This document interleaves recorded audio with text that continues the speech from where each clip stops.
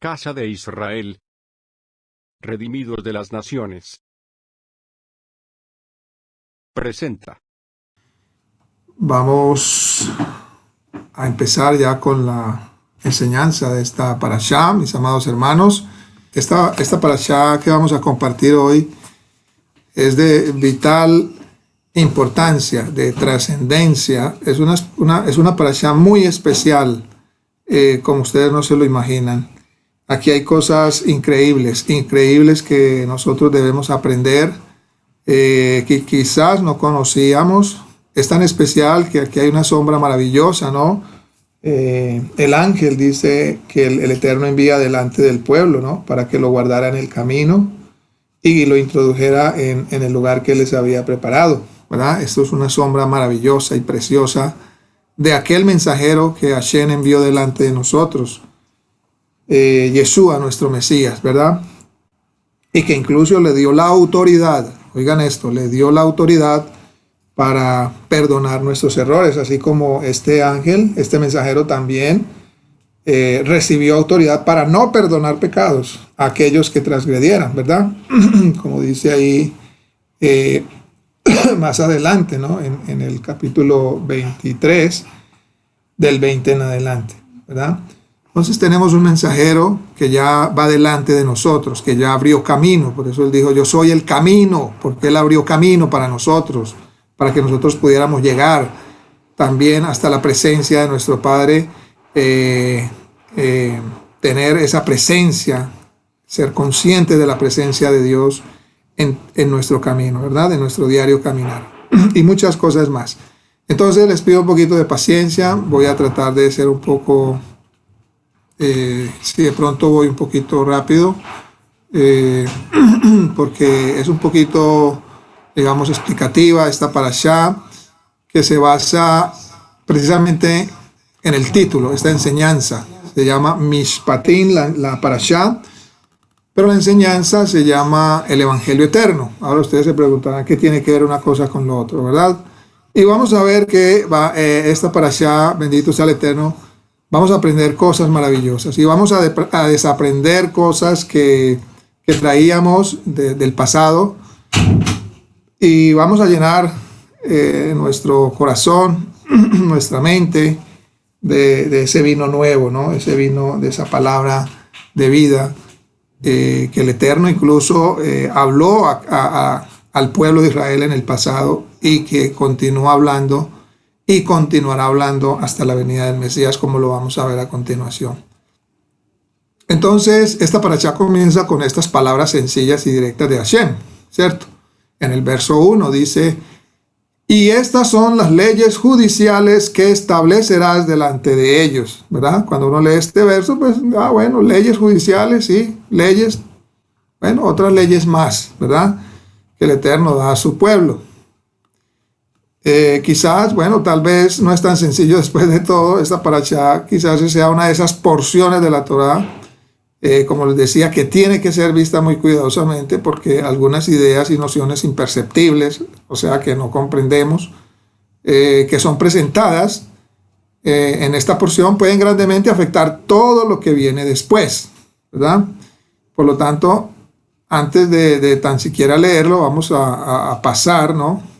Esta lección entera, esta clase entera o enseñanza entera, discutiendo lo que debemos buscar.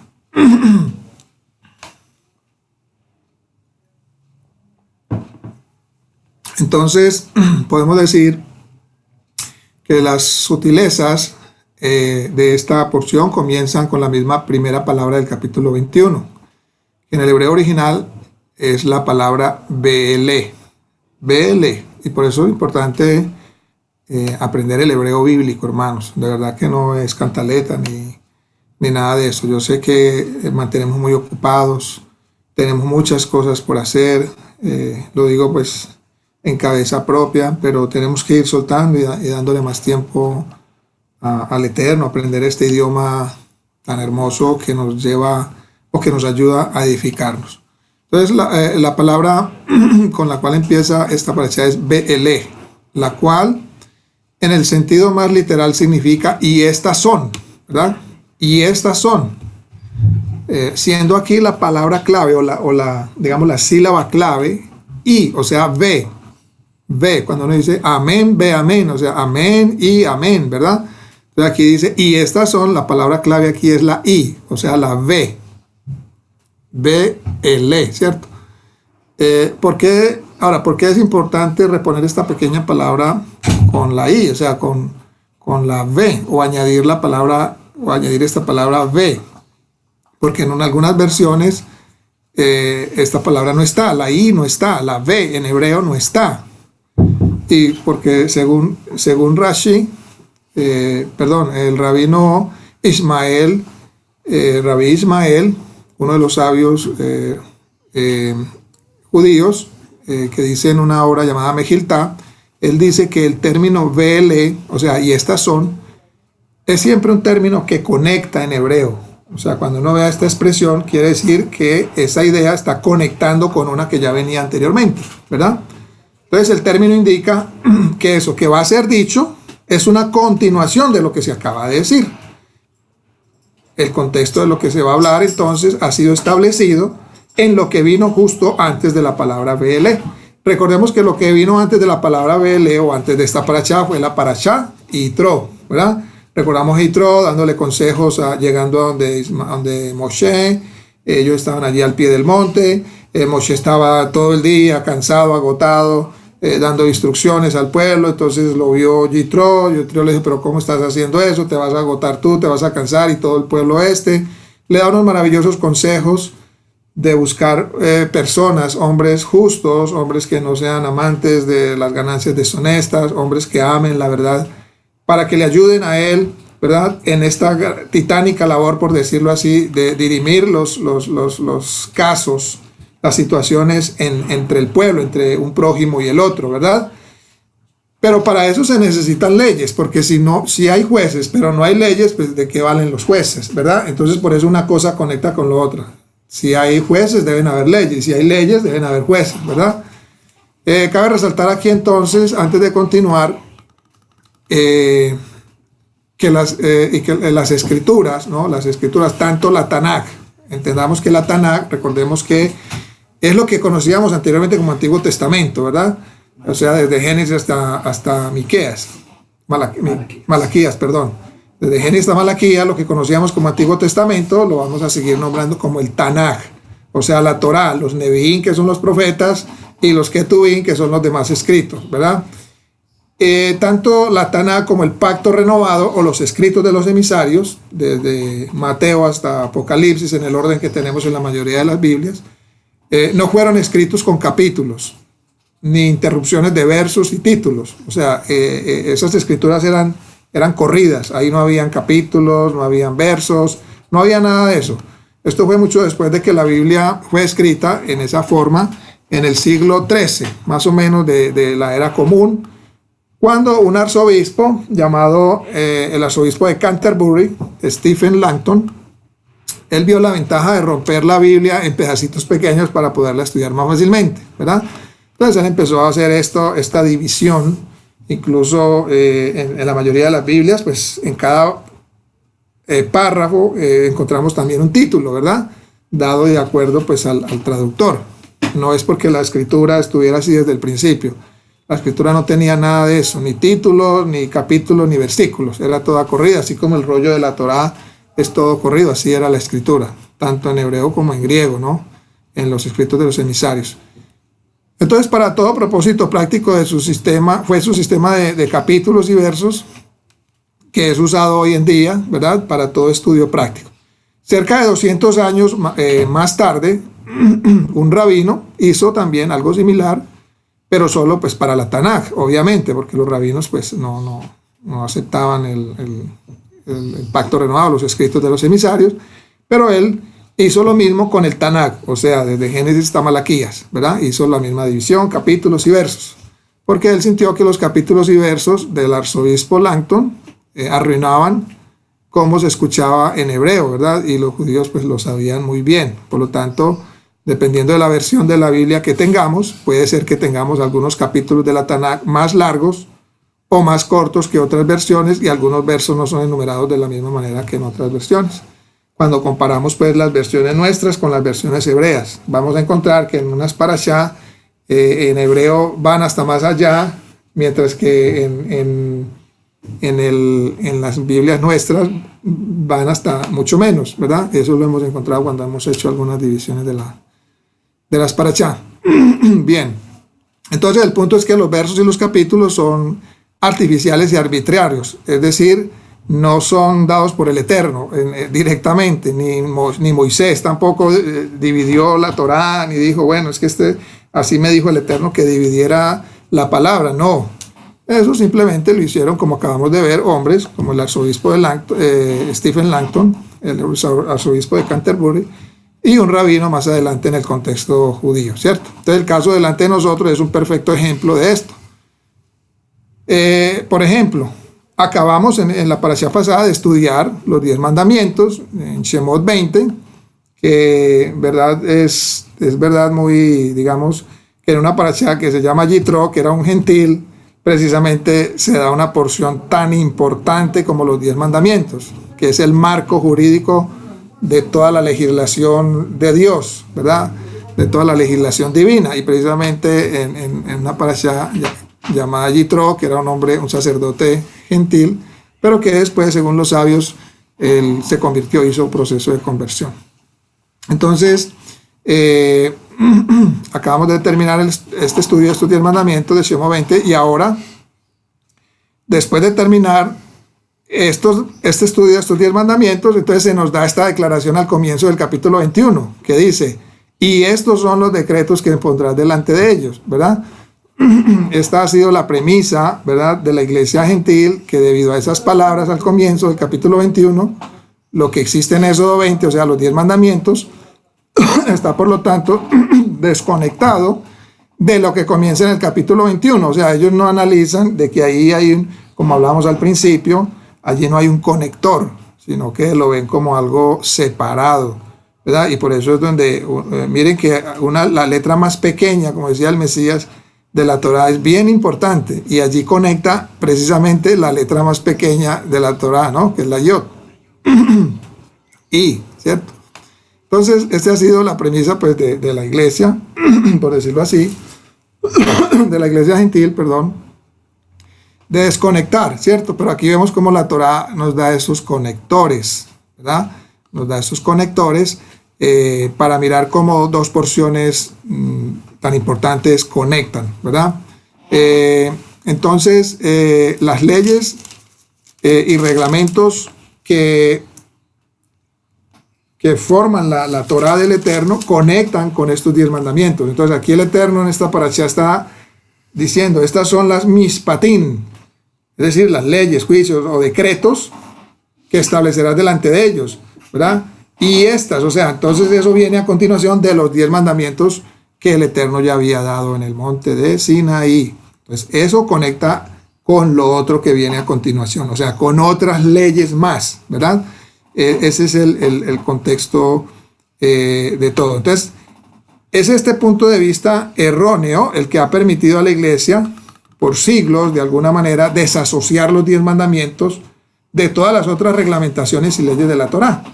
De hecho, pues uno escucha, por ejemplo, en algunas denominaciones como la adventista, en la teología adventista, pues dice, no, es que la Torá son los 10 mandamientos, o la ley de Dios que permanece hasta ahora son los 10 mandamientos.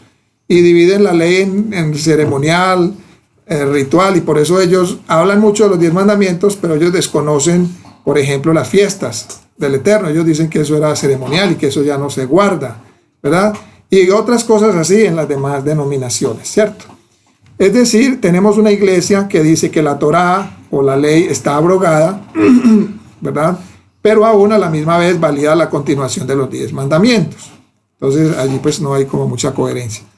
Aún cuando lo que nosotros vemos es que en realidad los 10 mandamientos son explícitamente y literalmente las primeras 10 leyes, ¿cierto? Aun cuando son al mismo tiempo los grandes principios bajo los cuales las otras leyes van a estar cercadas. Bueno, vamos a continuar. Inclusive se ha acusado también o se ha hablado incluso en nombre de Yeshua se ha hablado incluso con otras interpretaciones o palabras. Cuando él dice, es que la ley es amarás a Dios con todo tu corazón, toda tu alma y todas tus fuerzas, y amarás a tu prójimo. Listo, esas son las dos leyes. El Eterno abolió lo demás, ¿cierto? Pero cuando eso realmente eran dos principios, que incluso esos dos principios se derivan de los 10 mandamientos, porque los primeros mandamientos de estas 10 palabras o estos 10 mandamientos que el Eterno da en Éxodo 20 tienen que ver en nuestra relación con Dios, y los siguientes, los últimos, tienen que ver en nuestra relación con el prójimo. Entonces ahí está, Yeshua lo resume mucho más, y eso era una práctica incluso muy común entre los rabinos. Cuando uno estudia la literatura judía, la historia judía, uno se ve que todos los rabinos tenían esta misma práctica. Incluso hubo un rabino que resumió toda la ley en uno solo, ¿verdad? Creo que lo dice Miqueas. ¿Qué pide Dios del hombre? ¿Verdad? Que tema y haga misericordia. En fin. Entonces, esto es una práctica común entre los estudiosos, entre los rabinos, entre los maestros del pueblo judío. Y pues Yeshua, como el maestro de maestros, no escapaba a eso, ¿verdad? Quien recibió palabras directamente de Hashem. Entonces, estas 10 primeras leyes, aun cuando son los primeros grandes principios, bajo las cuales las otras leyes, las demás leyes, van a ser cercadas o enmarcadas. En otras palabras, es como el preámbulo a nuestra Constitución, ¿verdad? El preámbulo no es un documento separado con un proceso de pensamiento, aparte de la Constitución, ¿verdad? Por ejemplo, nosotros tenemos acá una Constitución, un librito pequeño, pero ahí no están condensadas todas las leyes, ni decretos que cada día escuchamos que se pronuncian. Pero todas las leyes y decretos y todas las ordenanzas, dependiendo del nivel judicial o ejecutivo, todas las leyes tienen que estar dentro de la Constitución. Por eso si una ley o si la promulgación de una ley se sale de la Constitución, se dice que es inconstitucional. Por lo tanto, todas las leyes de la Torá tienen que estar enmarcadas dentro de la Constitución, que vendrían, por decirlo así, a ser estos 10 mandamientos. Más bien, entonces, el preámbulo, o sea, en este caso estos 10 mandamientos, son las palabras iniciales de la Constitución y establecen el contexto y los principios básicos por los cuales todo lo que sigue debe estar cercado por este preámbulo o estas palabras o esta Constitución. Entonces vamos a continuar con el próximo punto significativo contenido en los primeros versos de Éxodo o Shemot 21 y concierne a la palabra decretos, que típicamente pues encontramos aquí. Si ustedes miran en diferentes versiones de la Biblia, en lugar de la palabra decretos, podemos encontrar, por ejemplo, la palabra leyes, ordenanzas, reglas o estatutos.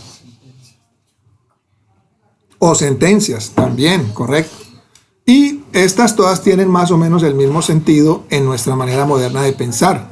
Eso que ha de seguir, entonces, es un código legal de comportamiento escrito, un código civil de 613 leyes para la comunidad de Israel, que en ocasiones es referida como la ley, ¿verdad? Pero que nosotros ya conocemos como la Torá, ¿verdad? La palabra ley en griego es nomos o nomía, que es que digamos en su interpretación o significado literal, la palabra nomos o nomía significa distribución del alimento en la casa.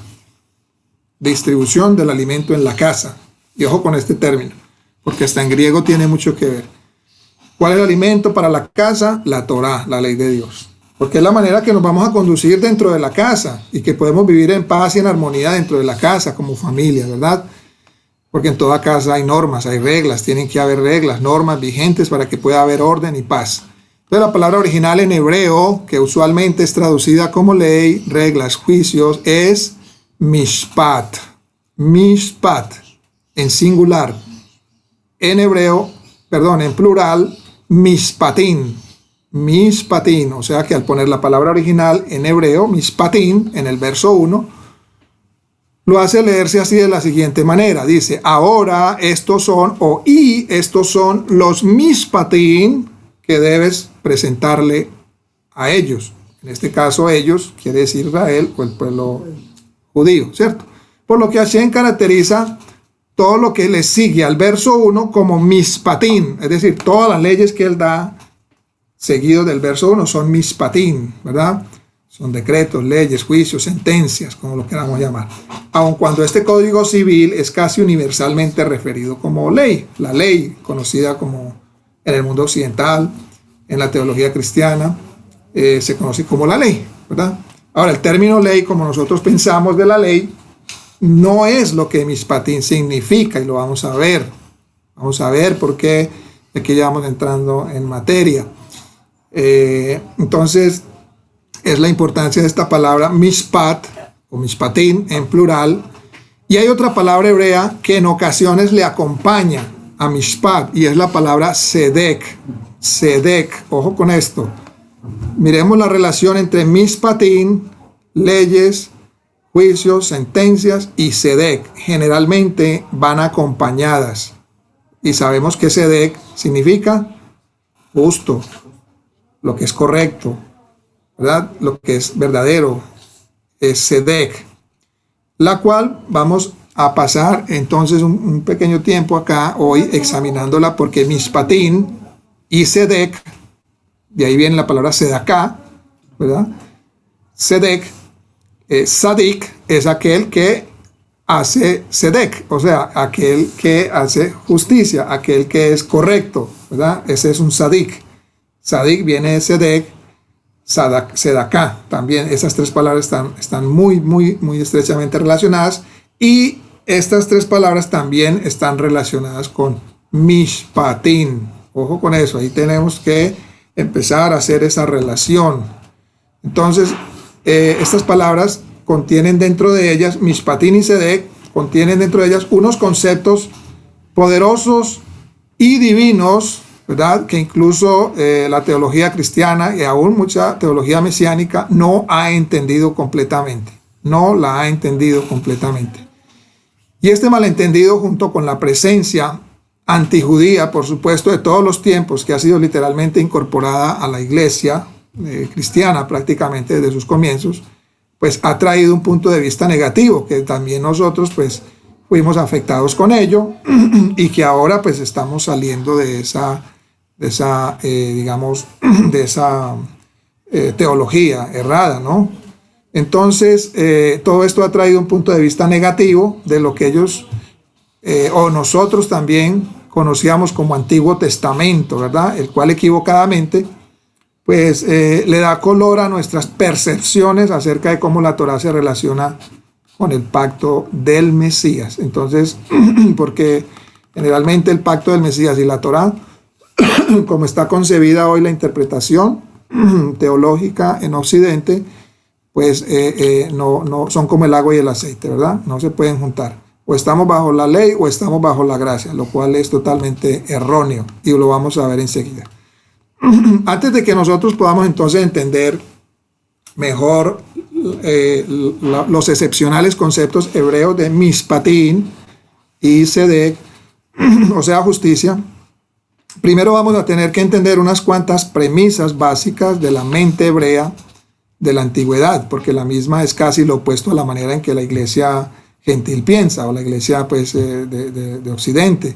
De hecho, si prestamos atención a lo que estoy a punto de decir, vamos a tener un entendimiento mayor del pacto renovado en general, y del libro, sobre todo de los Romanos en particular, que es un libro excepcional del apóstol Shaul, pero también muy mal entendido. Entonces, vamos a mirar esos conceptos y a tener un mejor entendimiento con la ayuda de Hashem. Entonces voy a comenzar usando una verdadera ilustración excesivamente simple.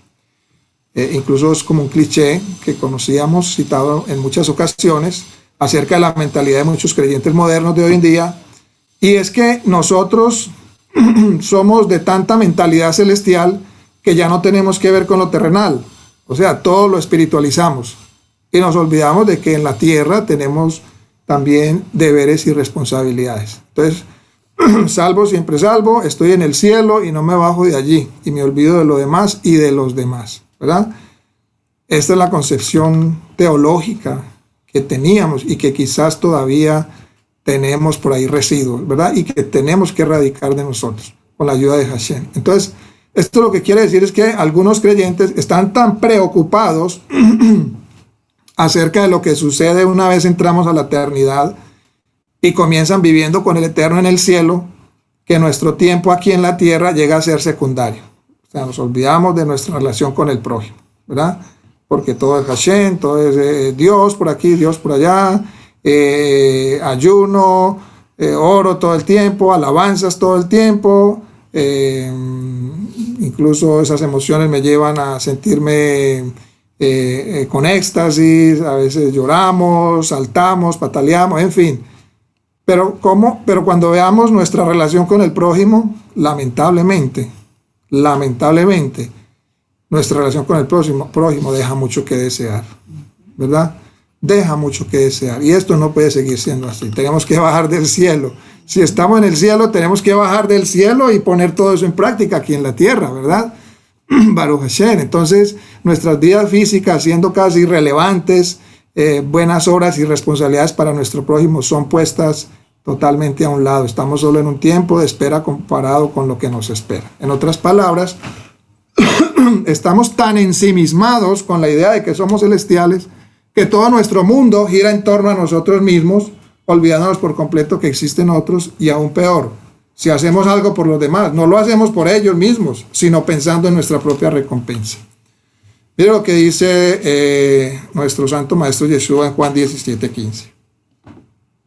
No os ruego que los quites del mundo, sino que los guardes del mal. O sea, Yeshua sabía que ellos tenían que seguir estando en el mundo, porque ellos tenían una misión, un propósito de llevar esa luz a todos aquellos que estaban en tinieblas. Y mire lo que dice el apóstol Pablo en 1 Corintios 5, del 9 al 10. Dice: os he escrito por carta que no os juntéis con los fornicarios, no absolutamente con los fornicarios de este mundo, o con los avaros, o con los ladrones, o con los idólatras.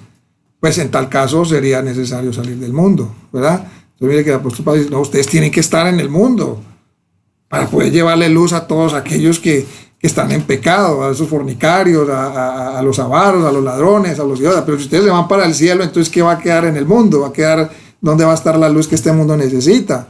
¿Verdad?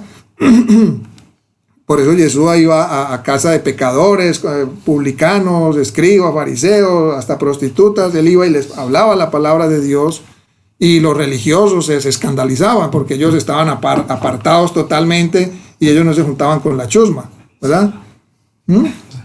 Estaban en el cielo, ¿cierto? Entre comillas, en el cielo. Entonces, claro, otra cosa es que nosotros nos juntemos a hacer las cosas con ellos mismos, no. Trata porque ya nosotros tenemos una identidad definida, ya sabemos quiénes somos en el Mesías, en el Eterno, y sabemos cuál es nuestra misión. No juntarnos con ellos a hacer lo que ellos hacen, no, pero sí hablarles, no aislarnos tampoco de ellos, sino hablarles, expresarles con nuestras mismas acciones, expresarles esa luz del Eterno que hemos recibido, ¿verdad? Entonces mire que aquí hay dos porciones en los escritos de los emisarios que nos dicen: no, es que ustedes están en el mundo, aunque son espiritualmente celestiales, pero también son terrenalmente mortales todavía. Y para eso están ahí en el mundo, ¿verdad? Para hacer luz. Entonces los hebreos del Antiguo Testamento, por decirlo así, uso la palabra Antiguo Testamento para que lo entendamos, o de la Tanakh, pues. Por otro lado, ellos prestaban poca atención al cielo o a la eternidad. O sea, ellos no eran como los creyentes modernos de hoy en día, que estaban en el cielo, no, la vida de ellos giraba, era más en torno a la tierra, al menos en lo que respecta a un lugar en el que ellos podían ir algún día a existir. Ellos no estaban tan ocupados en, bueno, yo sé que voy a estar en el cielo, voy a servir al Eterno en el cielo, voy a estar con Él para toda la eternidad. Ese no era el pensamiento de ellos. De hecho, el Eterno le dio promesas a ellos, fue en la tierra.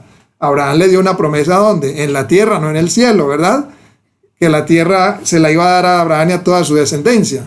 Miren que todo tiene que ver con la tierra. Entonces, en vez de ello, toda su atención, la de los hebreos, particularmente en lo que respecta a su relación con Hashem, estaba dirigida a sus vidas terrenales. Todo lo que sucedía antes de que ellos murieran, ¿cierto? Y hay una muy buena razón para que los hebreos de la antigüedad se sintieran de esa manera.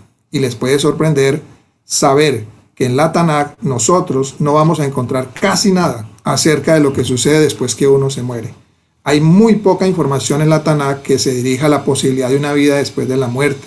Y una de las preguntas que se hacen constantemente, y estoy seguro que otros maestros de la Biblia se enfrentan con la misma pregunta, es ¿qué le sucedió a las personas de la antigüedad, hebreos y no hebreos, o judíos y no judíos, quienes murieron, ya que el Mesías todavía no había venido todavía, ¿verdad?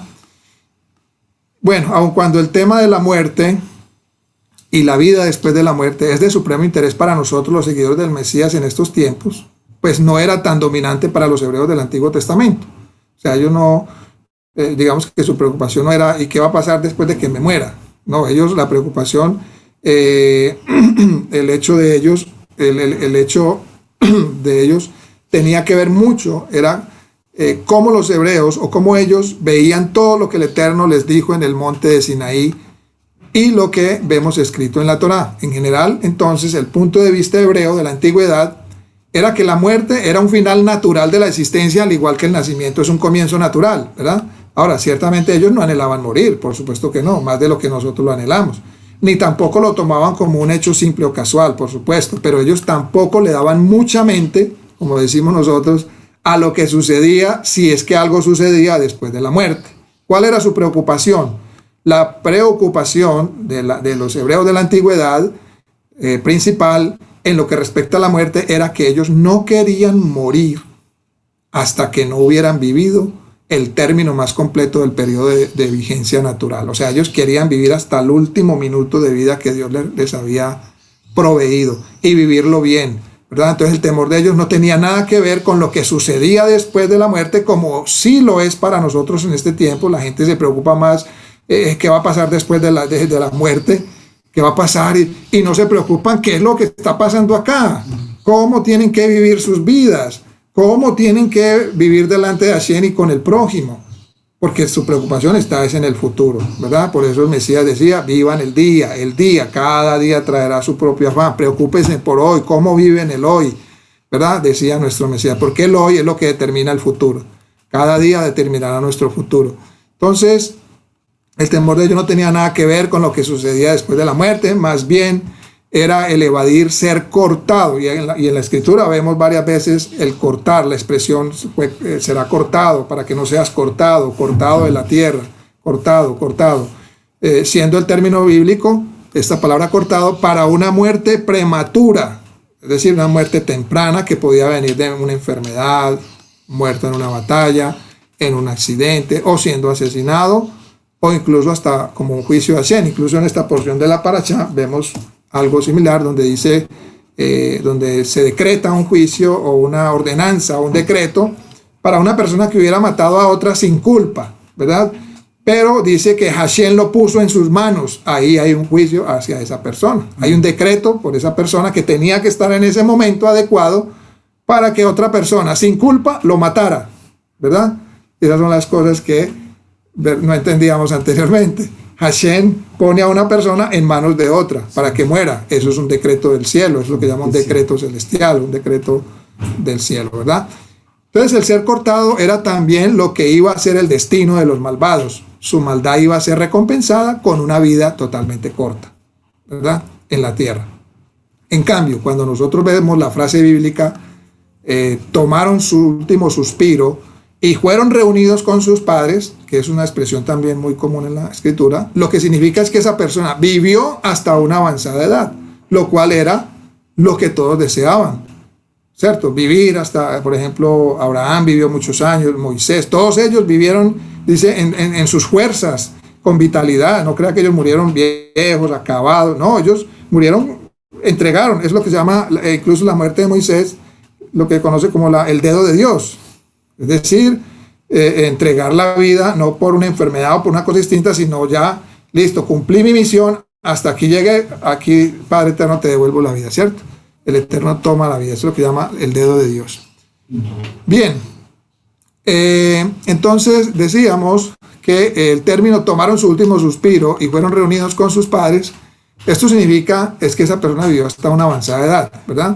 Pero también indicaba que ellos se apegaban a vestigios de adoración de sus antepasados, y que alguna esencia de su ser podía de una manera indefinida comunicarse con sus antepasados después de que morían, ¿verdad? Ese era pues más o menos el pensamiento de la antigüedad. Así que la muerte entonces prematura era generalmente vista como la consecuencia del castigo por vivir una vida injusta. Esto es desobediencia a la Torá o hasta total maldad, ¿verdad? Una desobediencia total a la Escritura. Y no mayor consecuencia por el pecado más allá de la muerte física era contemplada, porque en general la muerte era vista como el final de la existencia. O sea, ellos no veían una retribución como la vemos nosotros, más allá de la muerte, sino aquí en la tierra la veían ellos, ¿verdad? Por eso la expresión cortado, ¿cierto? Ahora, el Sheol para la antigua mentalidad hebrea, el Sheol, que también lo vemos mucho en la Tanakh, era el lugar de los muertos. En ocasiones ha sido descrito incluso por pastores y maestros de la Biblia como la versión del Antiguo Testamento del término del Nuevo Testamento Hades, ¿cierto? El cual usualmente se considera ser el infierno. Ahora, desde un punto teológico, es verdaderamente defendible que técnicamente ellos puedan estar correctos, aunque desde el punto de vista de lo que los hebreos de antigüedad pensaban acerca del mismo término, eso está totalmente incorrecto. El Sheol para los hebreos era básicamente la tumba, la muerte, y la tumba era un misterio para ellos. Y mientras que hay la más mínima clave de que de alguna manera abstracta pudiera haber algo, ¿no?, después de la muerte, ellos no tenían idea alguna de lo que era o de lo que había después de la muerte. Entonces para ellos el Sheol era la tumba, el sepulcro, ¿verdad? Inclusive, aunque los hebreos después de Babilonia, sí podemos decir esto, los judíos después de Babilonia, vamos a decir en el año 550 antes de la era común y hacia adelante, desarrollaron algunas ideas que quizás una clase de existencia diferente comenzaba después de la muerte, pero ciertamente no una mejor vida de la que habían dejado, la que dejaron antes de que murieran, por supuesto. Cualquiera que fuese la opinión que ellos tenían acerca de lo que sucede una vez, una vez de que sus cuerpos sin vida entran al Sheol, o sea, sus tumbas, estos pensamientos pues están muy, pero muy diseminados, esparcidos a través de la Tanakh, en pequeños fragmentos. Por ejemplo, en Salmo dice uno, en Eclesiastés dice otro, o sea, son muy diseminados. Digamos que no pudiera haber uno como digamos, un capítulo completo o un libro que hable sobre esto, no. Están muy diseminados en pequeños fragmentos y son difíciles de descifrar. Y por eso se han hecho muchas controversias, muchos debates acerca de este tema. Pero ciertamente no había en la antigüedad el concepto de vivir una eternidad en la presencia del Dios Todopoderoso o de ir al cielo cuando uno muere, que es el pensamiento predominante hoy en día, ¿verdad? De hecho, el pensamiento en general que nosotros encontramos en la Tanakh es que el Sheol, la tumba, permanentemente separa a los muertos de Hashem, ¿verdad? Y esos pensamientos de separación es lo que ha llevado a algunos maestros cristianos a reclamar que el Sheol era la versión del Antiguo Testamento del infierno, un lugar de castigo para los injustos. Y estoy seguro que ellos están equivocados porque el Antiguo Testamento dice que todos descendieron al Sheol, el cual nuevamente es básicamente un concepto a través del cual todos mueren y todos van a la tumba, hablando desde el punto de vista antiguo, hebreo, ¿no? Ahora, Sheol, por lo tanto, era visto como el denominador común para toda la humanidad, justos o malvados, y lo dice Salomón, lo dice en Eclesiastés, que tanto el sabio como el ignorante, todos bajan a la tumba, ¿no? Como el malvado, tanto el sabio como el malvado, todos bajan a la tumba, todos tienen el mismo fin, todos los hombres morían y sus existencias cesaban. Así que lo que importaba entonces, ¿qué era? La vida, la vida. Ahora, esto es un duro contraste a lo que el resto de la civilización antigua creía, por supuesto. Aparte de los hebreos, prácticamente cada cultura arqueológicamente descubierta tenía alguna clase extensa de culto a los muertos. Y eso lo vemos pues en los egipcios, en todas estas culturas, ellos tenían sus cultos a los muertos, ¿verdad? Y todavía en muchas culturas. Nosotros todos estamos al tanto de que las grandes pirámides, por ejemplo, fueron construidas, como un lugar de protección para que los faraones vivieran su vida después de la muerte en paz y cómodamente. Incluso los indígenas también, en un contexto más cercano, los indígenas también eran enterrados con todas sus joyas, con todas sus propiedades, todas cosas, porque ellos creían que más allá había una existencia y pues por lo tanto se tenían que ir equipados. Hasta a veces los enterraban en familia, todos, para que fueran reunidos nuevamente allá en el mundo después de la muerte. Entonces, esto fue un mito completamente desarrollado por el inframundo, el mundo espiritual de los muertos, que creían que la reencarnación era un procedimiento de operación común y corriente para todas las civilizaciones antiguas, excepto para los hebreos del Antiguo Testamento. Entonces, lo que importaba para los hebreos del Antiguo Testamento era lo que sucedía durante la vida, no después de la muerte. Ellos creían que la vida física, era el comienzo y aparentemente el final de la existencia. Y ahora esta es la clave. El único tiempo, y ojo a esto, el único tiempo para servirle a Dios es en la vida, aquí y ahora. Después no se puede servir a Dios. Aunque para el tiempo del Mesías muchas doctrinas y tradiciones hebreas habían sido desarrolladas sobre la muerte y la vida después de la muerte. Aún el concepto de la resurrección, el término en hebreo que fue usado para incluir tanto la vida después de la muerte, y en ocasiones un nuevo mundo, inclusive después de que el Mesías venga, era el Olam Jabá, o es el Olam Jabá, que ya lo conocemos mucho, que en español significa un mundo por venir, o el mundo por venir, el Olam Jabá. Olam Jase, el mundo actual, Olam Jabá, el mundo por venir. Ese término se comenzó a popularizar y es muy conocido hasta el día de hoy, ¿verdad? Entonces, mientras que no se va a encontrar mucho sobre el tema en las escrituras de la Tanakh, sí vamos a encontrarlo en los libros que fueron removidos de la Biblia por los protestantes solo unos cuantos cientos de años atrás. Los textos apócrifos fueron removidos. Había libros incluidos en la Biblia, pero fueron removidos por la iglesia protestante. Ahora, contrasta la mentalidad hebrea de la antigüedad con la opinión moderna que conocemos hoy en día en los creyentes modernos, ¿cierto? En los creyentes actuales, tanto del cristianismo como incluso de muchas corrientes mesiánicas. Y creo que sería justo decir que ciertamente nuestra primera meta hoy como creyentes, podríamos decirlo así, es obtener la seguridad eterna, ¿cierto? O sea, que estemos asegurados inequívocamente de tener una vida después de la muerte y que será mucho mejor que nuestras vidas terrenales. Ese es el pensamiento y ahí se resume nuestro pensamiento actual. Y que es para siempre y será en la misma presencia de Dios. Entonces los cristianos y muchas corrientes mesiánicas tienden a enfocarse en la esperanza de un futuro eterno con Dios como una recompensa por una decisión importante que hicimos mientras estamos vivos. El aceptar a Yeshua como Señor y Salvador. Y en el otro lado también están los hebreos de antigüedad que veían primordialmente al presente, porque generalmente hablando ellos sentían que la vida presente era todo lo que tenían o todo lo que había. Cualquiera que fuera la recompensa que ellos recibieran de Hashem, eso ocurriría durante su vida, basado en su obediencia y decisiones diarias. Y la recompensa más tangible era que vivir una larga vida. Entonces puedes ver cómo estas dos opiniones tan diferentes tomadas por los cristianos versus los hebreos bíblicos del Antiguo Testamento, en lo que concierne a la vida, la muerte y la vida después de la muerte, hace tal impacto tan grande en cómo cada uno de nosotros acepta las responsabilidades de Dios, o cuán importante o insignificante nosotros vemos nuestra obediencia absoluta a los mandamientos de Dios en nuestro diario caminar. Ahí está el meollo de la situación. Entonces, estas dos diferentes opiniones también se extienden a cómo los hebreos y los creyentes modernos, cristianos y grupos mesiánicos, piensan de la salvación. Aún hoy en día, cuando le dices salvación a un judío practicante que observa las leyes, esto significa algo completamente diferente de lo que nosotros pensamos de lo que la salvación implica. Y nuevamente, no es como lo obtienes, sino ¿qué es? ¿Qué es la salvación? ¿Verdad?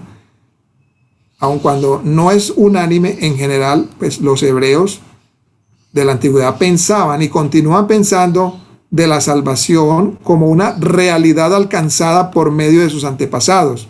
Eso es, Dios en toda su gracia y misericordia estableció un grupo separado, las personas salvas, a través de Abraham, Isaac y Jacob, y por lo tanto, sí, por la gracia de Dios, fueron lo suficientemente afortunados para ser un miembro de ese grupo separado.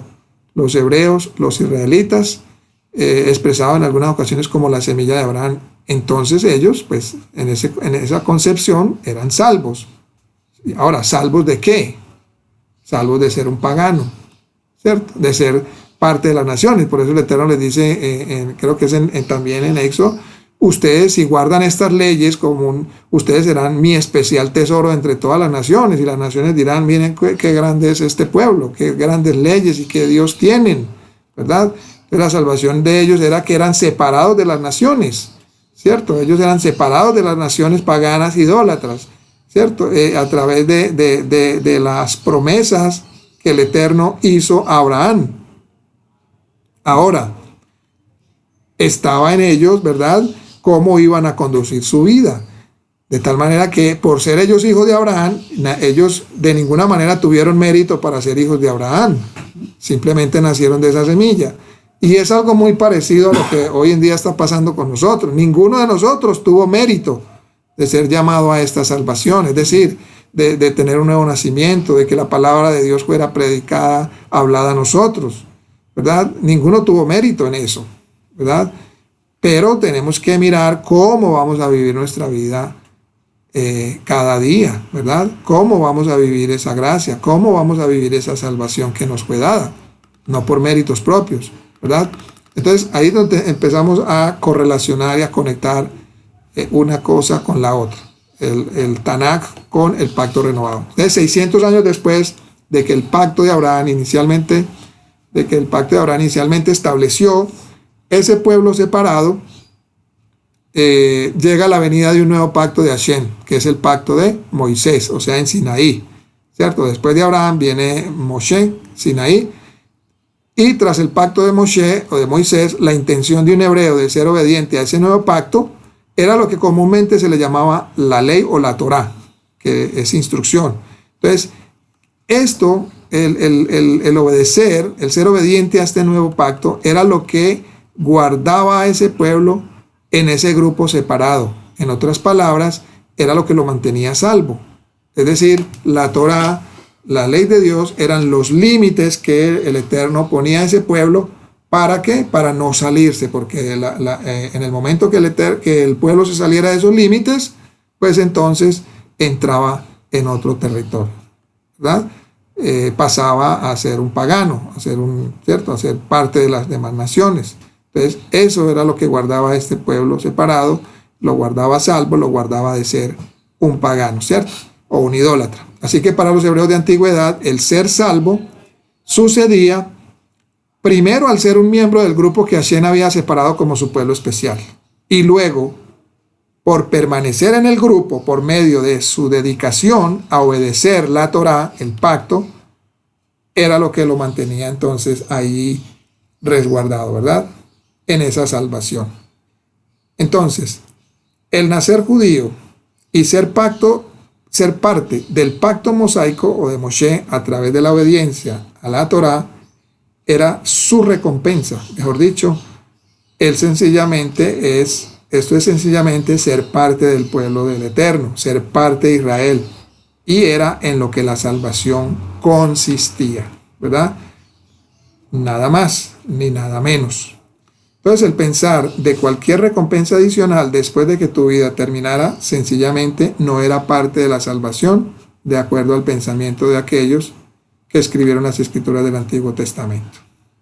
Y nuevamente contrasta esto con la opinión de los creyentes modernos, que la salvación es mayormente acerca de lo que sucede después que nosotros morimos. Para nosotros, la salvación tiene que ver con perdón de pecados en esta vida presente, obtener una justificación basada en lo que otro hizo, en este caso Yeshua, nuestro Santo Maestro, el Mesías, y como resultado, pues recibimos una vida después de la muerte, para toda la eternidad con Hashem. En eso se resume nuestra salvación, ¿verdad? Y que nuestra recompensa toma lugar primordialmente en el futuro, en un mundo espiritual después de que morimos. Ese es el resumen de lo que nosotros conocemos por salvación.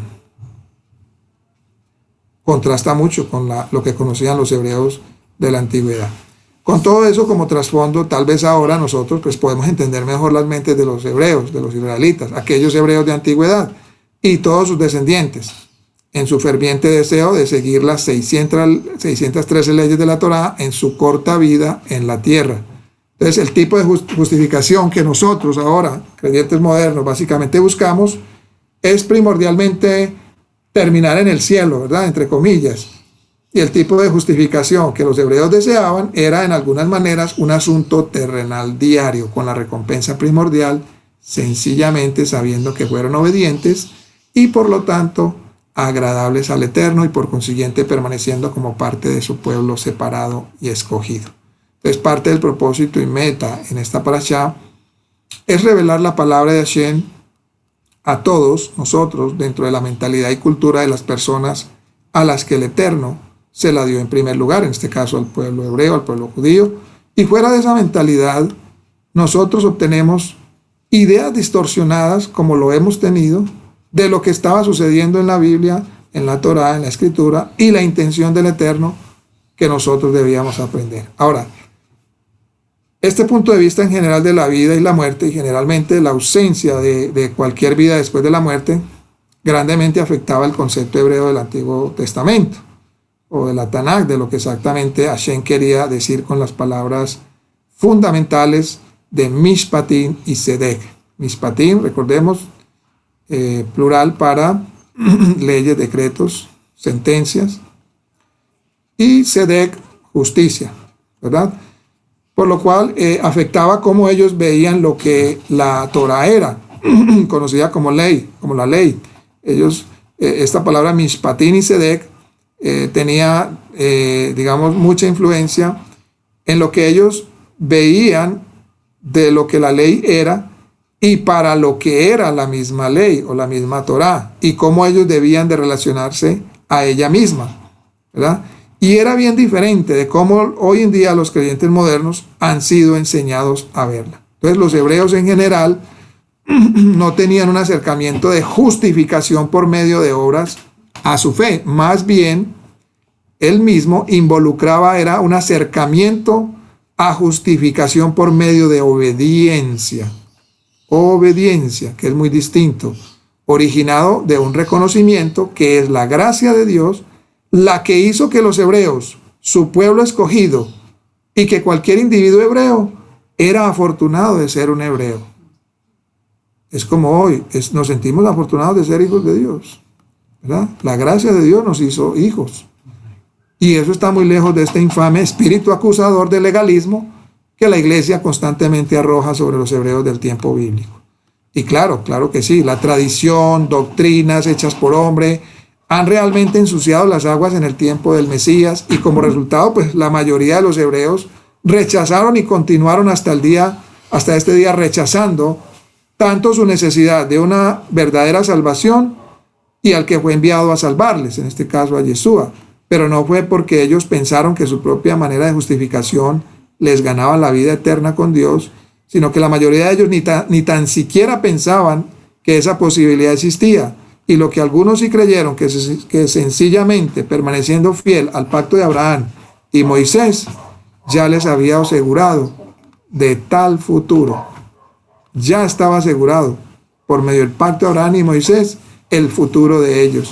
Y de hecho, pues, las doctrinas hechas por los hombres también han ensuciado las aguas de lo que se conoce hoy como el cristianismo. Así que no debemos sentirnos superiores y poderosos y mofarnos de esos hebreos de antigüedad como primitivos e ignorantes.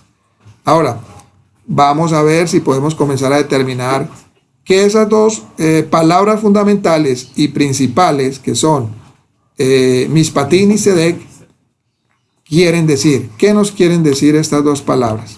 Recordemos, Mishpatim es como el Eterno caracteriza el cuerpo de las leyes llamadas, el cuerpo de las llamadas leyes, ¿verdad? Mishpatim es como un cuerpo de las llamadas leyes que él estaba a punto de darles a Moisés y a todo Israel, comenzando Éxodo 21. Entonces las veces, la mayoría de las veces que Mishpatim es traducido en nuestras Biblias como juicios o leyes y Sedek como justo o justificación, vamos a encontrar que ellas están muy relacionadas, ¿verdad?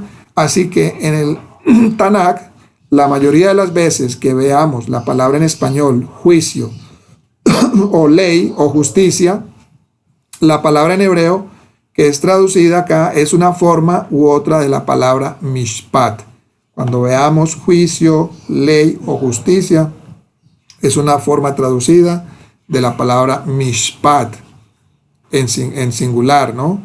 Y cuando veamos justo o justificación en la Tanakh, entonces la palabra hebrea que tenemos que relacionar allí es de una forma u otra la palabra sedek. Sedek, justo, justificación. Sedek, ¿verdad? Mishpat, juicio, ley o justicia. Y ambas van cogiditas de la mano, como un par de novios, ¿no? Así que justificación, entonces, para el típico hebreo del Tanakh, del Antiguo Testamento, quería decir ser justo con su semejante. Ojo a esto. Justificación para el típico hebreo del Antiguo Testamento quería decir ser justo con su semejante. Es decir, que un sadik era aquel que era justo en su trato con los demás. Ahora, hay una pregunta. ¿Dónde ellos aprendieron lo que era la norma para ser justo y lo que era justo? La Torá, porque era lo que ellos tenían. Era la medida para ser justos. Era lo que enmarcaba el terreno para ellos ser considerados justos. Entonces, y esto es pues el pacto que el Eterno hizo con Israel por medio de Moshe. Su intención entonces era ser justo con su semejante de acuerdo a lo que Hashem escribió a través de Moisés en la Torá. ¿Cómo nosotros podemos ser justos con los demás? No a través de mi propio razonamiento, no a través de lo que yo considero que es bueno o malo, a través de lo que Hashem escribió en su Torá, por medio de Moshe. Eso es lo que hace a una persona, o lo que enmarca a una persona, o lo que delinea el terreno a una persona para ser justo, sadik. Así que mientras entonces en el cristianismo ve la justificación de un hombre como algo más intangible, ¿verdad? Una condición espiritual interna, los hebreos del Antiguo Testamento veían la justificación toda envuelta en su justo comportamiento y actitud. Entonces, en el cristianismo hoy en día, los cristianos, los mesiánicos, muchos grupos, incluso todavía nosotros, queremos que Dios vea nuestra condición interna y santa, ¿verdad? Creada como resultado de nuestra unión con el Mesías, como justos. Pero los hebreos querían era que Dios viera sus justas actividades externas como justas, ¿verdad? Y pues recordemos las palabras del Mesías cuando dijo, por sus frutos los conoceréis, ¿verdad? Por supuesto, el ser justo de una manera externa depende de una condición interna. Entonces ambas tienen que ir ligadas de la mano. Así que, ¿cuál de estos supuestamente puntos de vista opuestos es el punto de vista bíblico correcto, definido por el Eterno como justificación o sedek en hebreo?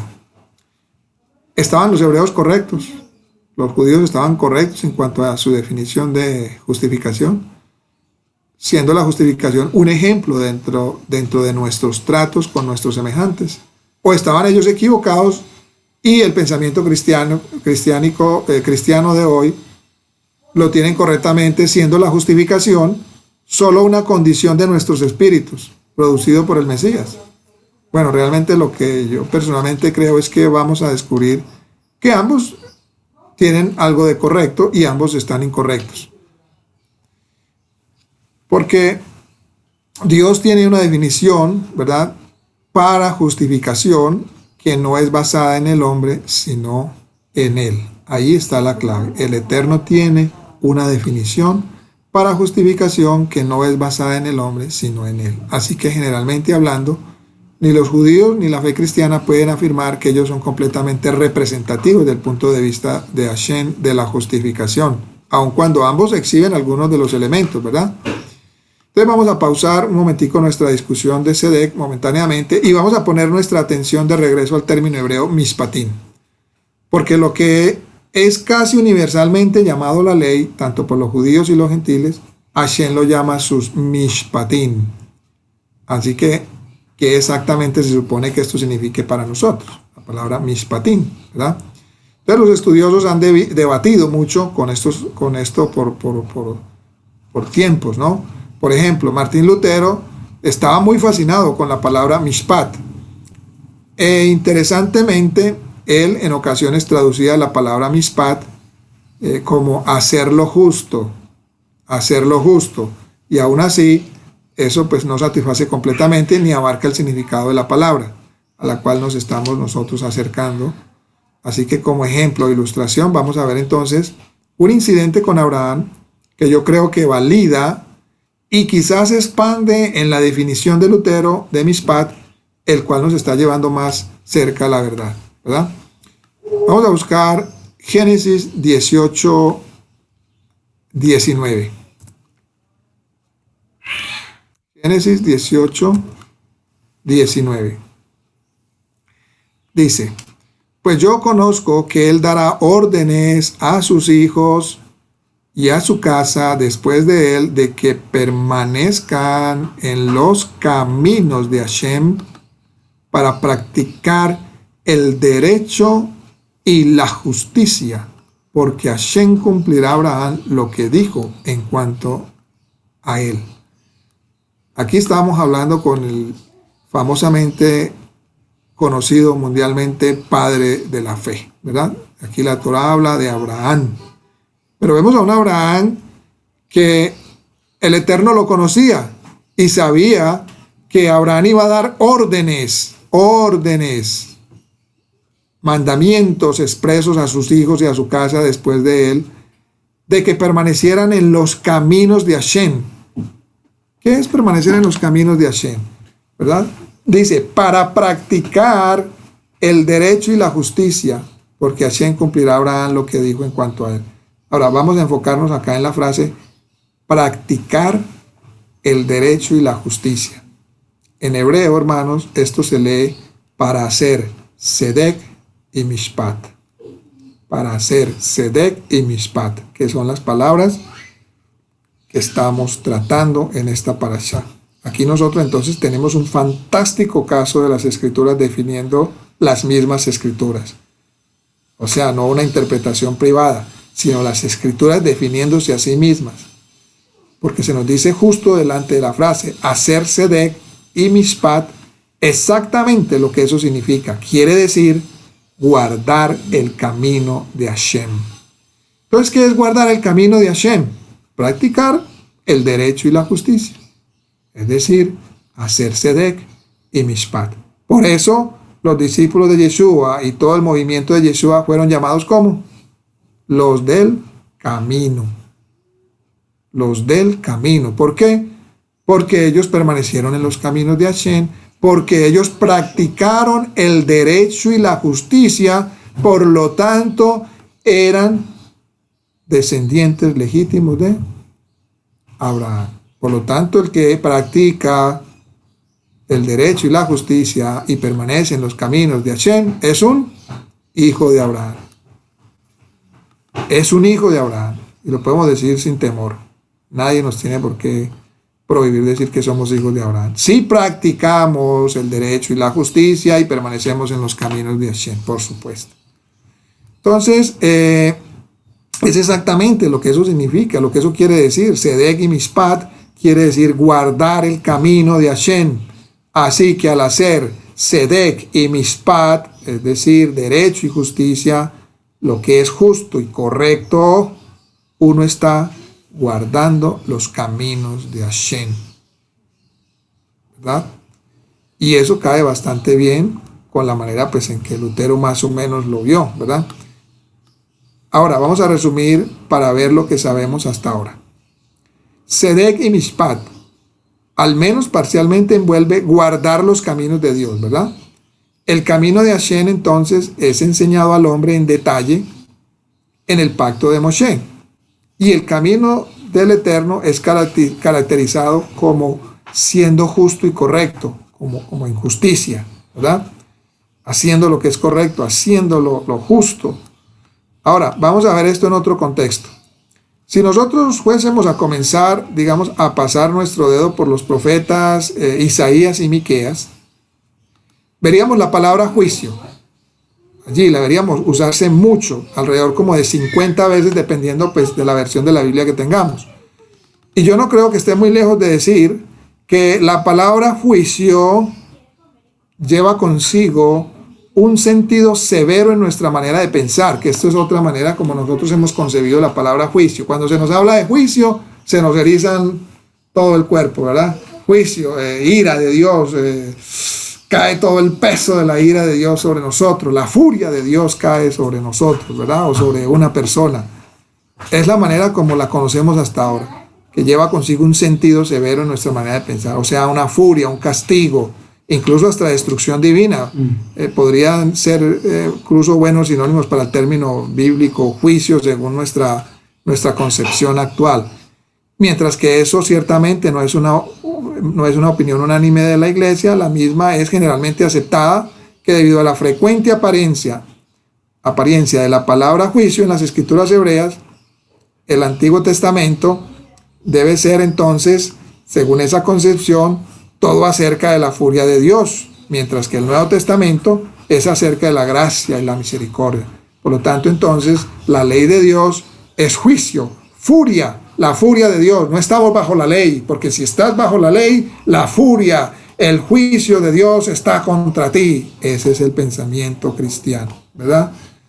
Mientras que si estás bajo la gracia, en el nuevo pacto, en el Nuevo Testamento, entonces estás bajo la gracia y la misericordia, ¿verdad? Ahí hay una separación mental. En nuestra mente hemos separado una cosa de la otra. Por eso les decía al principio que muchas cosas aquí, si las absorbemos bien, si las meditamos, las reflexionamos, muchas cosas y conceptos van a cambiar en nosotros. Entonces, 600 años atrás, cuando la Biblia hebrea fue primeramente traducida al inglés, incluso antes de la versión más popular del inglés llamada King James, yo creo que es muy conocida por muchos, que una de las versiones primeramente traducidas. Entonces la palabra juicio allí era más bien una palabra benigna. Allí no se hablaba de algo así como de furia ni nada, sino que era una palabra benigna y un término neutral.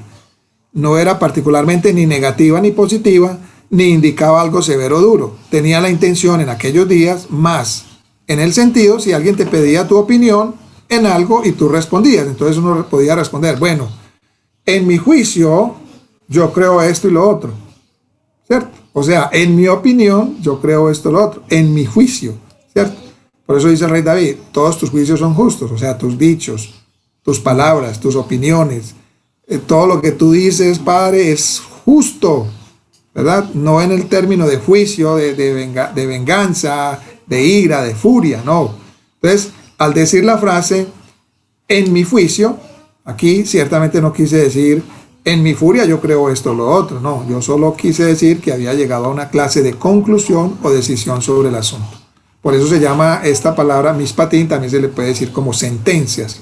Pero no sentencia contra alguien que ha sido condenado, sino sentencias, afirmaciones, en este caso, digamos, decisiones sobre asuntos, cómo vivir la vida, cómo el pueblo debe vivir y conducir su vida después de haber sido salvo por gracia, después de que el pueblo judío, toda esta descendencia viene de Abraham, ¿verdad?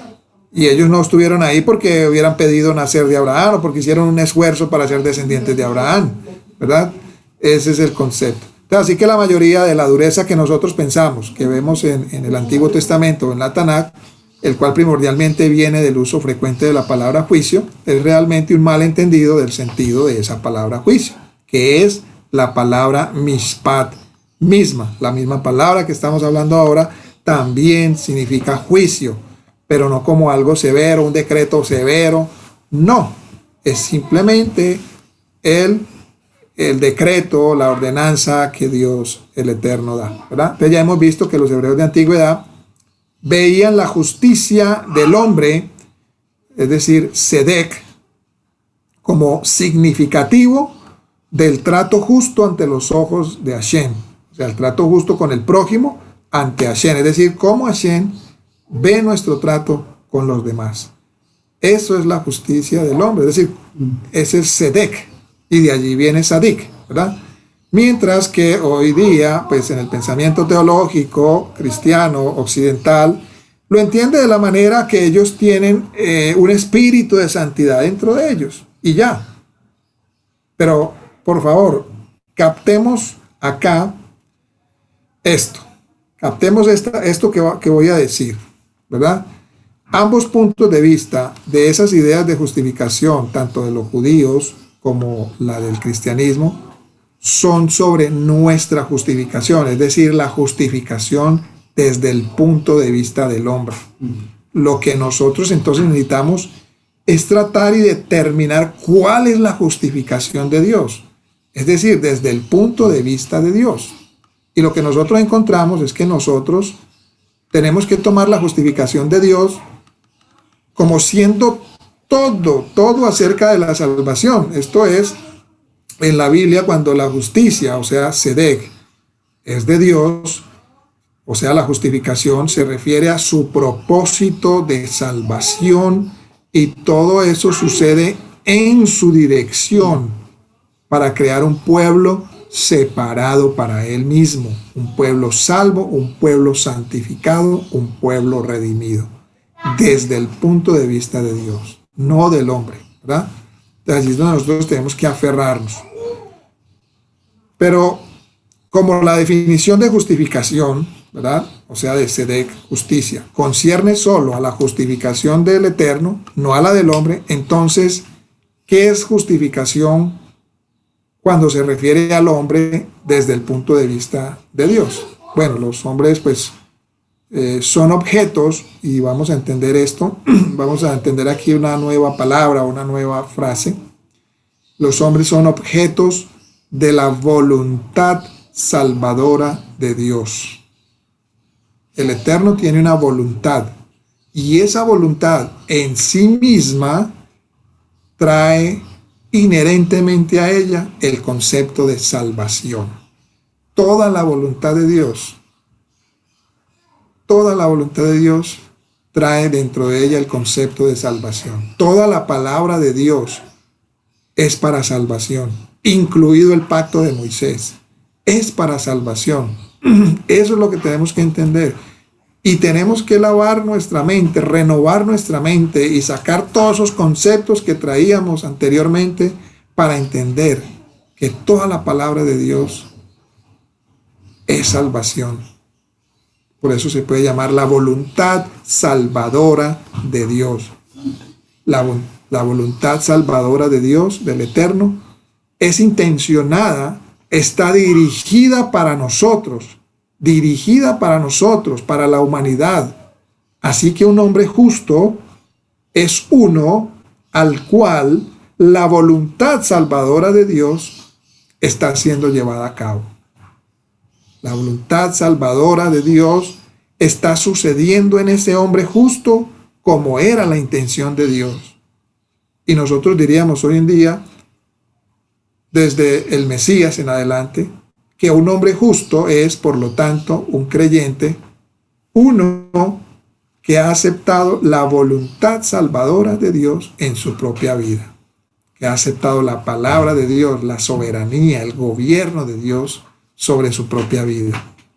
Y eso incluye toda la palabra que tenemos en la Tanaj, en los escritos de los emisarios. Toda, absolutamente toda. Bueno, ahora, si ante los ojos de Dios, del Eterno, la justificación, o sea, Sedek, tiene que ver todo con la salvación, entonces vamos a preguntarnos de qué se trata Mishpatim. Juicios, decretos, sentencias. ¿Y por qué esas dos palabras, Mishpat y Sedek, usualmente están tan conectadas en la Escritura? Recordemos que Mishpat es la norma detallada de lo que está correcto y bien de acuerdo a Hashem, bajo su sistema de justicia. Mishpat es la norma detallada, muy detallada, ¿verdad?, de lo que está correcto y bien de acuerdo o desde el punto de vista de Hashem. Es decir, es lo que realmente nos justifica. Es decir, es la voluntad salvadora de Dios para nuestras vidas. Bajo el sistema de justicia de Dios, no bajo el propio sistema de justicia establecido por nosotros mismos. Y podríamos decir aquí que cada persona, lamentablemente, tiene establecido su propio sistema de justicia. Porque todos hacemos decisiones todos los días, pensando en lo que es bueno, malo, en lo que está correcto, incorrecto. ¿Y cuántas veces verdaderamente hacemos a un lado el sistema de justicia establecido por Dios para establecer nuestro propio sistema? Y acusamos al pueblo judío de que ellos establecieron su propio sistema. Y así está escrito en Romanos, que ellos establecieron su propio sistema de justicia. Pero Pablo lo dice en este concepto que estamos hablando. Así que si un hombre está haciendo los mishpatim del Eterno, quiere decir que ese hombre se está comportando de acuerdo a la norma de bien establecida como ordenadas por Hashem como parte de su voluntad salvadora. Recordemos cómo Shaul usa esta terminología. Y ahí la podemos entender, porque yo sé que esta frase, esta palabra que Shaul nos dice, también nos ha llevado a mucha confusión, pero no porque él lo quisiera así, sino porque nosotros no lo habíamos entendido. Cuando dice en Romanos 2:13, porque no son los oidores de la ley, de la Torá, los justos ante Dios, sino los hacedores de la Torá. Y aquí la palabra es mishpat. Entonces dice, porque no son los oidores de la Torá los justos ante Dios, sino los hacedores de mishpat serán justificados. Vamos a traducirlo nuevamente. Porque no son los oidores de la Torá los justos ante Hashem, sino los hacedores de mishpat serán tzedek. Es decir, serán justificados, serán justos delante de Dios. Entonces, mishpat, por lo tanto, generalmente quiere decir guardar la palabra salvadora de Dios dada para el hombre. Y vamos a ver si lo puedo ilustrar por medio de otra escritura. Vamos a mirarlo. Veamos el pasaje en Isaías, el cual claramente es reconocido, y todos yo creo que estamos de acuerdo, que este pasaje habla acerca de la salvación. Incluso vemos ahí una clara alusión a Yeshua, ¿cierto? En este verso de Isaías, donde dice Isaías 1:27, dice, Sión será redimida con juicio y sus arrepentidos con justicia. Entonces, cuando nosotros vemos esta palabra inicialmente, inmediatamente, Sión será redimida con juicio. ¡Wow! Viene la ira de Dios. La ira de Dios. La destrucción divina viene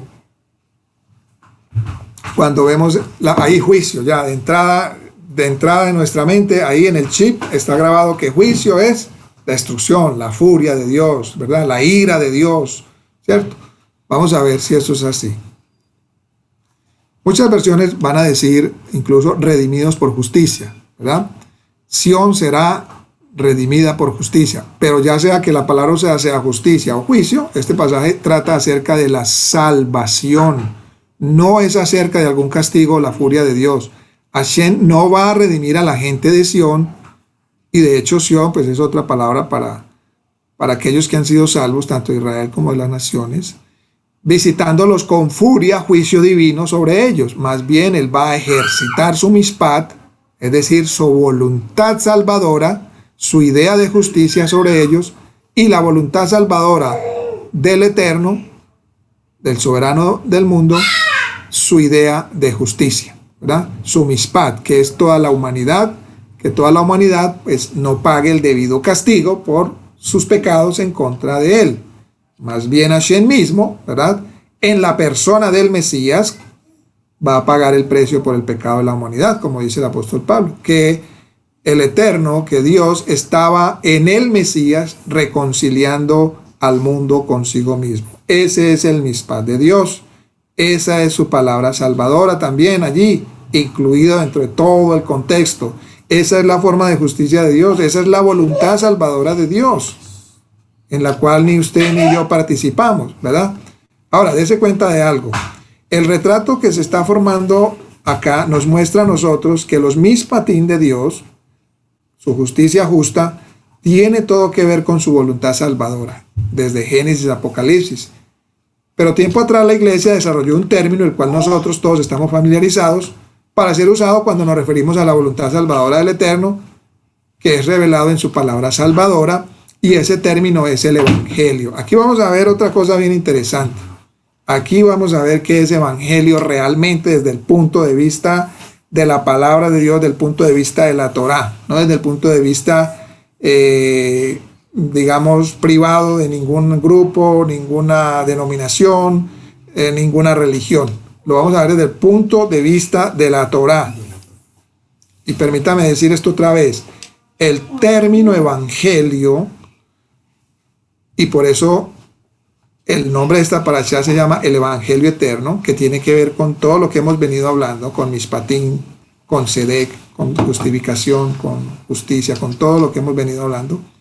Entonces, este término evangelio es lo que la iglesia ha escogido como título para todo esto que se resume en la salvación de Dios.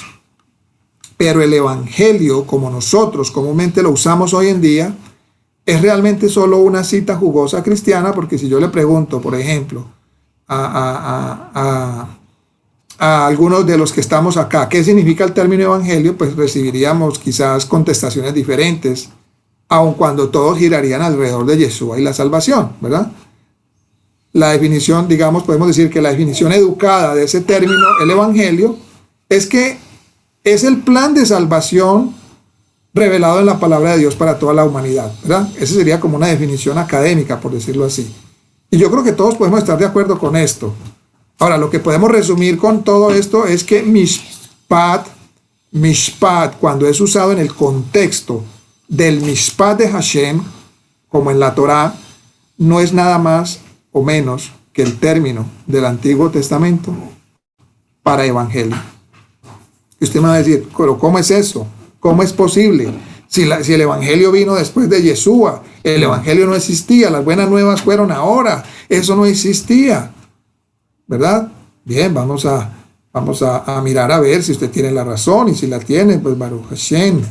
Vamos a comenzar entonces a unir todo esto, yéndonos a Isaías 42, 1 al 4, y esto es una obvia referencia profética a Yeshua.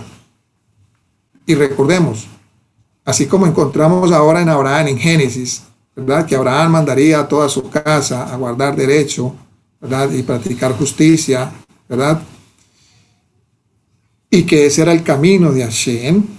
Entonces, cada vez que encontremos las palabras justicia o juicio, el cual en el hebreo original es mishpat, sustitúyalo con la palabra evangelio. Una palabra familiar para nosotros y una palabra que pinta un retrato que nosotros todos entendemos. Y miremos lo que sucede.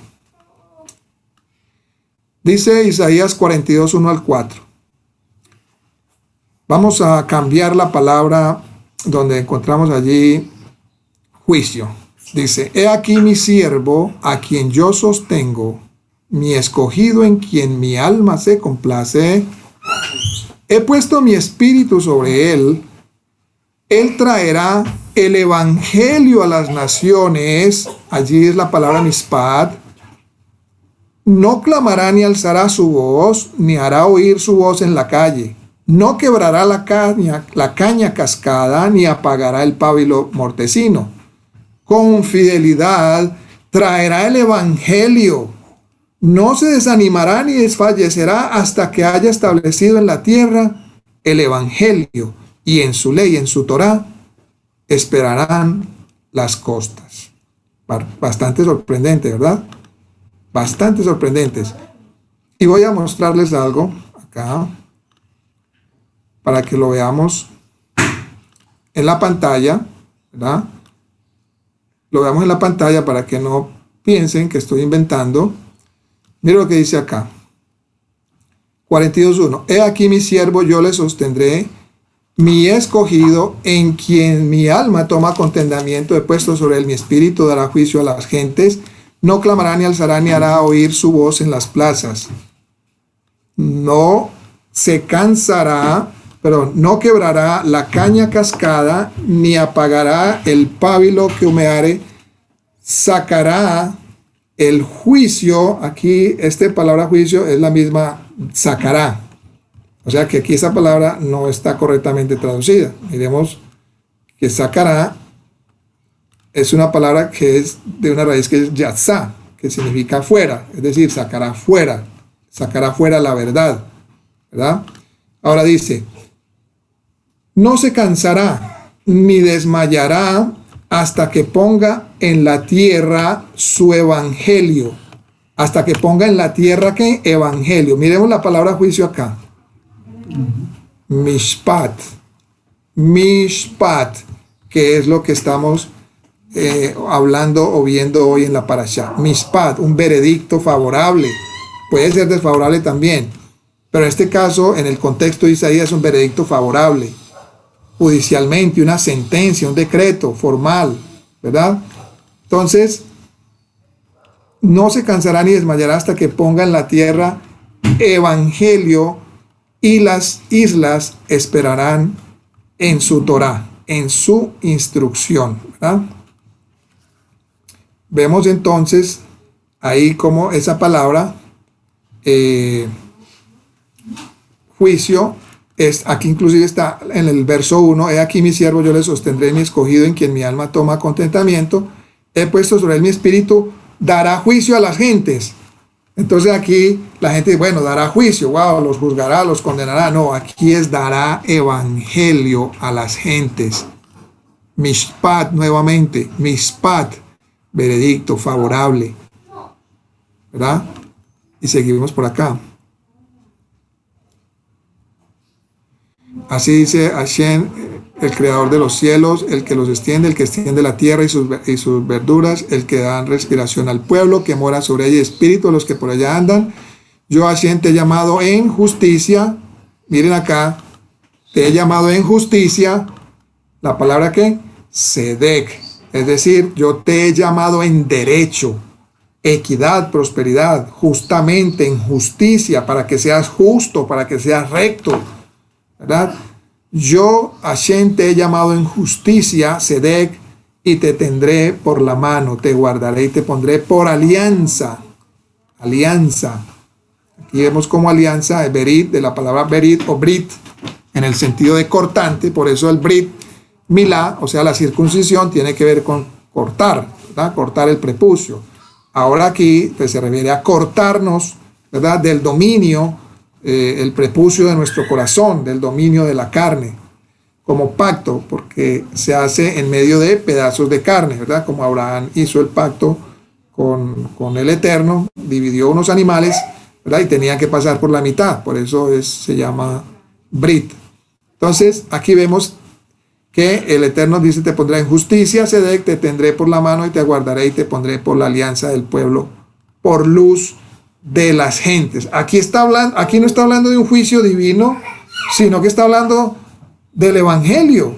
Aquí se está refiriendo a Yeshua, el siervo, el escogido, en quien mi alma toma contentamiento. Este es mi hijo amado, ¿verdad? En quien tengo contentamiento. 2 veces lo dijo. He puesto sobre él mi espíritu, dará juicio. Pero aquí juicio es mishpat, dará evangelio, dará buenas nuevas a la gente.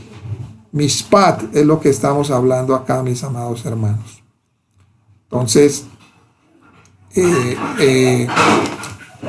es sorprendente, ¿verdad? Cómo el hebreo nos lleva, ¿verdad?, a renovar nuestra mente, Baruch Hashem.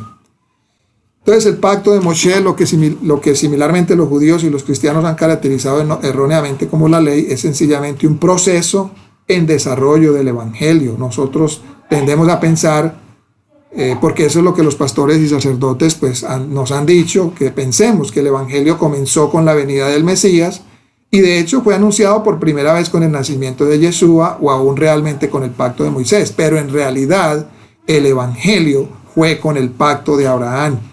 Y se nos ha recordado ese hecho en Gálatas 3, 6 al 8. Escuchemos lo que dice el apóstol Shaul. Así Abraham creyó a Hashem y le fue contado como justicia, Sedec, como justificación. Por consiguiente, sabed que los que son de fe, de firmeza, de fidelidad, estos son hijos de Abraham. Y la Escritura, previendo que Hashem justificaría a los gentiles por la fe, anunció de antemano las buenas nuevas, el evangelio a Abraham, diciendo: en ti serán benditas todas las simientes de las naciones. Aquí estamos, hermanos. Baruch Hashem a nuestros ojos se está conectando toda la Escritura, porque antes la teníamos dividida, ¿verdad? Pero aquí se nos está conectando todo el panorama. Así que nosotros entonces necesitamos disipar esta trágica doctrina que no es bíblica de nuestras mentes, de que el evangelio comenzó cuando Yeshua nació y que de hecho fue revelado al hombre por primera vez específicamente a Abraham 2000 años antes de que Yeshua naciera. Por eso Yeshua dijo: Abraham vio mi día y se gozó. Abraham lo vio, Abraham sabía ya desde su tiempo, escuchó el evangelio. Y de aquí en adelante yo espero y ruego que cuando pensemos acerca de la ley, de la Torá, que pensemos de la misma manera como el evangelio original. La Torá es el evangelio, acto 1. El pacto renovado es el evangelio, acto 2. Apocalipsis, la segunda venida de Yeshua y el fin de toda la historia, es el final del evangelio, acto 3. Qué luz diferente la que recibimos, ¿verdad? Para leer en los próximos meses lo que nos queda de la Torá. Y cuán culpables nosotros somos de presumir de caracterizar la Torá de Hashem como legalista, dura, injusta y un código inalcanzable de obras para justificación y justificación propia que ha sido abrogada y reemplazada con la gracia. Pero nuestro estudio hoy, amados hermanos, también señala lo maravilloso y misterioso de la dualidad de la realidad que nosotros vamos a encontrar a través de la Escritura. Para cada instrucción del Eterno tenemos entonces una manifestación física de la misma por un lado y un paralelo espiritual o manifestación celestial por el otro, ¿verdad?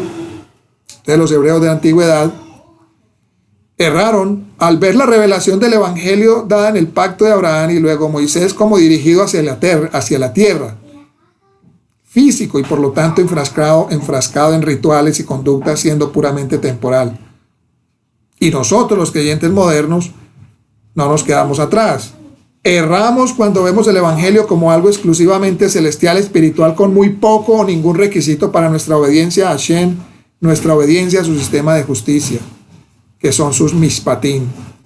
Entonces, el evangelio no es uno o el otro, son ambos. Pero tampoco no es mitad y mitad. Yeshua fue nuestro ejemplo perfecto de lo que la esencia del evangelio es. Por eso está escrito de él. Yeshua, autor y consumador de la fe, de la firmeza, de la fidelidad. El evangelio es 100% físico y 100% espiritual. Y nosotros no debemos abordar nuestro tiempo de vida en la tierra con un sentido extremo de justicia y ecuanimidad y justicia equitativa debemos abordar. Nosotros debemos abordar nuestro tiempo de vida en la tierra, acá, mientras estamos acá, con un sentido extremo de justicia, o sea, Sedec, ¿verdad? Y ecuanimidad y justicia equitativa hacia nuestro semejante. Y una determinación que debe haber en nuestras vidas, una determinación, un compromiso de obedecer al Eterno como lo hicieron los hebreos. Pero también, por el otro lado, debe haber un sentido extremo equitativo de justicia injustificada e imputada dada a nosotros por el Mesías, siendo guiados por el Espíritu de Santidad que mora en nosotros y la esperanza de vida eterna con Hashem, como es el entendimiento del pacto renovado. Entonces nosotros no debemos poner esta vida a un lado como algo poco importante, aunque esta relativa corta vida, sí, pues ciertamente precede nuestra futura vida espiritual eterna. Pues debemos entonces de ver nuestras vidas físicas como un terreno de entrenamiento, ese tiempo en el que nosotros aprendemos y ponemos en práctica la perfecta manera de vivir bien y de hacer justicia delante de Dios. que nunca cambia y nunca termina. Entonces su mishpat y su sedek, como es dicho en su Torah, ¿verdad? Eso debe quedar muy claro, porque nosotros pues vamos a estar administrando esa misma clase de manera de bien y de justicia para toda la eternidad, incluso aún administrándosela a los ángeles. Entonces la conclusión de nuestro estudio hoy es este, mis hermanos. Cuando leemos Éxodo 21, verso 1, podemos y ciertamente deberíamos legítimamente leer: y este es el evangelio que debes presentarle a ellos. Y recordemos, como dice Hebreos 4:2, también a nosotros se nos predicó la buena nueva, el evangelio, como a ellos. Pero no les aprovechó el oír la palabra, es decir, la voluntad salvadora de Dios, por no ir acompañada de firmeza, de fidelidad en los que la oyeron. Y dice Apocalipsis 14:6-7, y concluyo con esto. Dice: vi volar por en medio del cielo a otro ángel que tenía el evangelio eterno, la mishpat eterna, para predicarlo a los moradores de la tierra, a toda nación, tribu, lengua y pueblo, diciendo a gran voz: temed a Dios y dadle gloria, porque la hora de su mishpat, de su evangelio, ha llegado. Y adorad a aquel que hizo el cielo y la tierra, el mar y las fuentes de las aguas. Que Hashem nos ayude a tener muy claro esto, ¿no? A poner en práctica el camino de Hashem, que de ahora en adelante lo tenemos más claro, que son sus mishpatim, que es su justicia, ser justos, practicar la justicia, poner en práctica todos sus mishpatim, porque según el punto de vista de Dios, eso es lo que nos mantiene guardados en esa voluntad salvadora que Dios ha destinado no solamente para los judíos, sino también para todas las naciones. Que así sea y que Hashem nos guarde en esa voluntad y en esa renovación de mente a través de su palabra. Amén y amén.